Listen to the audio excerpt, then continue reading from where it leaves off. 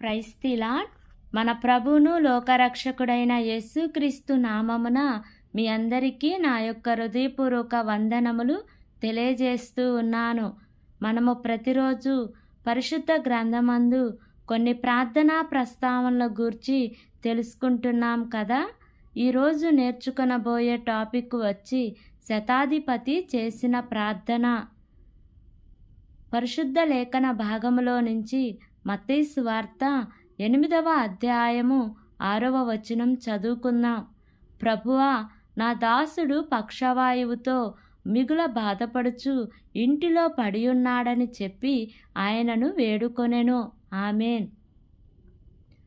ఆయన ఒక శతాధిపతి, అంటే 100 మంది రోమన్ సైనికుల మీద అధికారి. ఒకడు రమ్మంటే వస్తాడు, పొమ్మంటే పోతాడు. అధికారం అంటే ఎలాంటిదో అతనికి తెలుసు.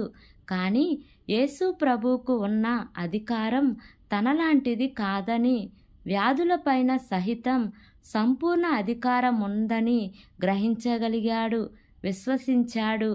తాను అడిగిన వెంటనే తన ఇంటికి వచ్చి తన దాసుని స్వస్థపరచడానికి యేసు ప్రభువారు ఇష్టపడ్డారు. కానీ ఆ శతాధిపతి మాట్లాడుతున్న మాటలు చూడండి. మత్తయి సువార్త 8వ అధ్యాయము 8వ వచనంలో ఈ ప్రకారంగా మాట్లాడుతున్నాడు. ప్రభువా, నీవు నా ఇంటిలోనికి వచ్చుటకు నేను పాత్రుడును కాను. నీవు మాట మాత్రము సెలవిమ్ము, అప్పుడు నా దాసుడు స్వస్థపరచబడును అని.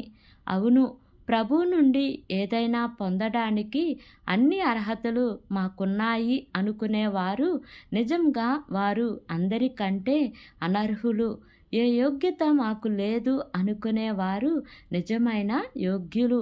శతాధిపతి మాటలకు యేసు ప్రభు వారు ఆశ్చర్యపోయారట. యేసు ప్రభు వారు భూమి మీద జీవించిన కాలంలో ఆయన ఆశ్చర్యపోయిన సందర్భాలు రెండు. మొదటిగా శతాధిపతి విశ్వాసమును చూసి, రెండోదిగా నజరేతులోని ప్రజల అవిశ్వాసమును చూసి. తమ వెంటనున్న వారిని చూచి శతాధిపతి గురించి యేసు ప్రభు వారు చెప్తున్న మాట, ఇశ్రాయేలీలలో నెవనికైనను నేనింత విశ్వాసమున్నట్లు చూడలేదు. దీనిని బట్టి అర్థం చేసుకోవచ్చు అతని విశ్వాసం ఎంతటి పరిపూర్ణమైనదో. సరే, నీవు విశ్వసించినట్లే జరుగుతుంది అని యేసు ప్రభువారు ఆ శతాధిపతితో చెప్పిన ఆ క్షణంలోనే తన ఇంటనున్న దాసుడు స్వస్థపరచబడ్డాడు. మన ప్రార్థనలకు సమాధానం రావాలంటే మనము ఏ యోగ్యత లేని వారమని గ్రహించి కేవలం ఆయన కృప మీద మాత్రమే ఆధారపడి ఆయన మన పట్ల తన కార్యాన్ని జరిగించగల సమర్థుడని సంపూర్ణ విశ్వాసముతో ప్రార్థించగలగాలి. సమస్యను కాదు మనం చూడాల్సింది, సమస్యను పరిష్కరించగలిగే దేవుని వైపు చూడాలి.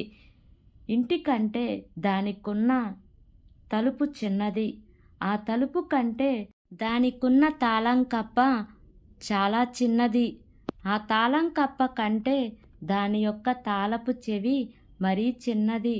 కానీ ఈ చిన్న తాళపు చెవే ఇంటినంతటినీ తెరవగలుగుతుంది.